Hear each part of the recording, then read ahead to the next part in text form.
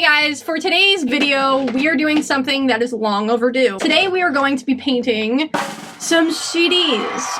I had a subscriber named Riona ask me to do painting CDs back in December, and I completely took forever to do it. And now that it is completely not a thing anymore on TikTok or on Instagram, I'm gonna try it.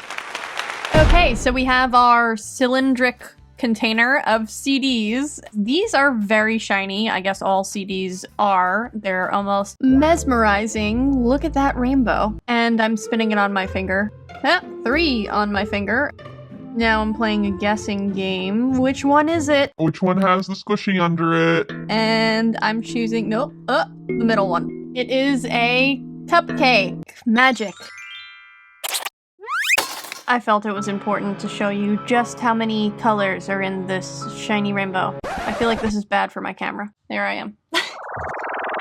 And now for every 90s/2000s parent's nightmare. A CD that looks like it's been through a shredder. 10-year-old me is stressed. And here we have it. CD that is irrevocably damaged. Are you happy now? No. After the CD had been sanded, it was ready for its white base coat. After that had dried, pat. I don't know, I'm patting it. I took out my 2 sets of Artistro paint pens and decided, oop, I dropped that one. Get back in the box. Okay, and now I'm ready to start painting on my CDs as you guys requested. I like how we, just as a society, decided that CDs are no longer relevant and they don't matter, and we can just paint on them and destroy them because they mean absolutely nothing. I mean, seriously, something that once cost like $40, sometimes $60 at a store is now we're just destroying it on purpose for fun. So, that's cool.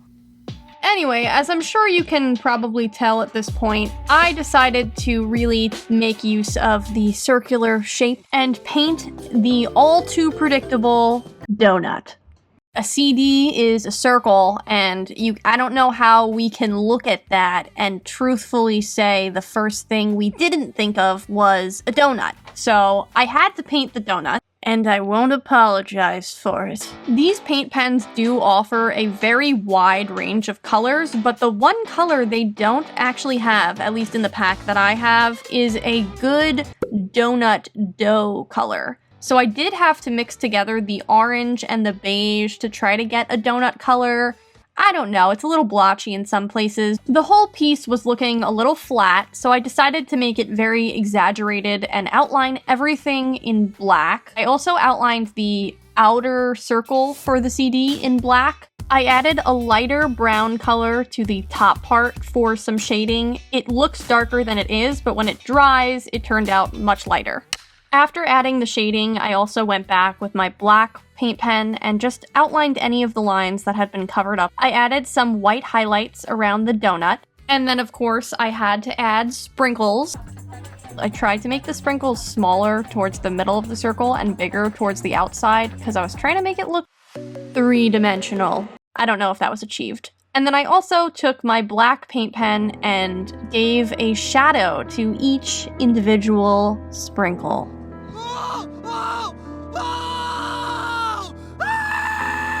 I felt like the outer line to the donut needed to be thickened up, so I did that as well. And here we have our final donut. The only thing I have to add is the glossy coat of Mod Podge. I just added this on to make sure that my painting would stay nice and secure and not scratch off. So here's what the final donut turned out looking like. A good old donut.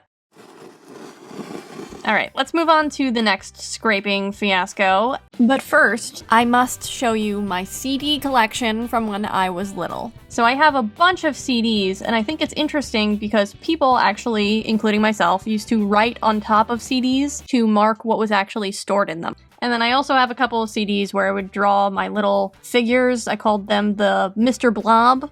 I spelt blob wrong. I don't know how old I was. B-L-A-O-B? No, that's not correct. I've been waiting my whole life to paint on these CDs. Back to the wreckage. First coat. Oh, it's beautiful. Oh. Now I kind of wish I painted Mr. Blob on one of these CDs. Meep.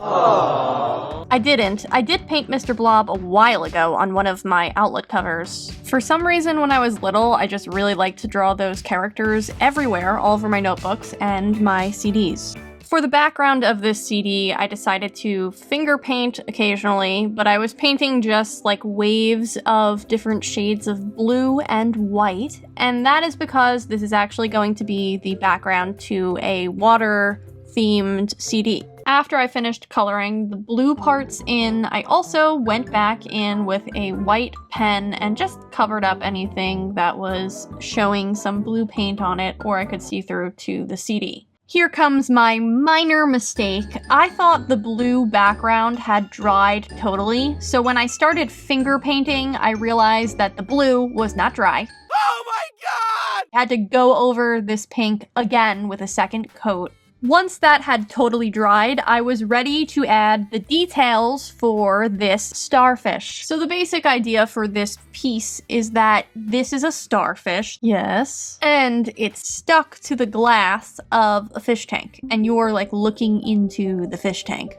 I took my black paint pen and outlined the starfish, and I also gave it some eyes, some eyelashes, and a cute little smile. Once that layer had dried, it was time to add the last layer of this CD. Bubbles. It's kind of weird to create bubbles. I was going for a very cartoony look to the bubbles. The first thing I did was create a very sketchy white circle. So I kind of just like roughly sketched some bubble circles. I didn't really plan it out or really think about where I wanted the circles. I kind of just like sketched it randomly. Once I had my sketchy white circles all ready, I took out pink, blue, and yellow and kind of just picked certain parts of the circles to color with those colors, if that makes sense. So one part was pink, one part was blue, one part was yellow. What? And all together, this kind of just makes it look like the circle is reflecting light. I then took out my Mod Podge and gave it a nice glossy layer so that nothing would crack or scratch. These paint pens are water-based, so my mistake here was really rubbing it too much because the bubbles did smear a little bit, but overall, I like the way this came out and I think it looks pretty cute. Alright, moving on to the third and final CD, covering those scratches with white. Yes, here we are, taking out my rainbow pastel paint pens. For this CD, I decided to do something that reminds me of summertime. It's almost becoming summer, it's just been getting warm out, and something that really reminds me of summer is tie-dye. Last year, I actually did a tie-dye video, and I really want to do another one soon. I also made a tie-dye squishy. Her name is Marge, and she is a total mess, but we love her still. The other reason I chose to do a tie-dye CD is actually just because tie-dye tends to be in a circle format, the classic tie-dye swirl. I started thinking to myself, circles, circles. What else is a circle? A donut is a circle. Tie-dye is a circle. That's it. That's all I could think of. The last reason that I chose to do tie-dye is actually just because tie-dye is very relaxing to paint or draw. It's very messy, so you can just do whatever you want. As long as you just make like jagged lines that are long and short and kind of go into each other, it really looks like tie-dye 99% of the time. Once I was done getting the main colors down, I then went back in and added some white. I realized I probably could have just not added purple, but that's not cool. We gotta have all the colors of the rainbow.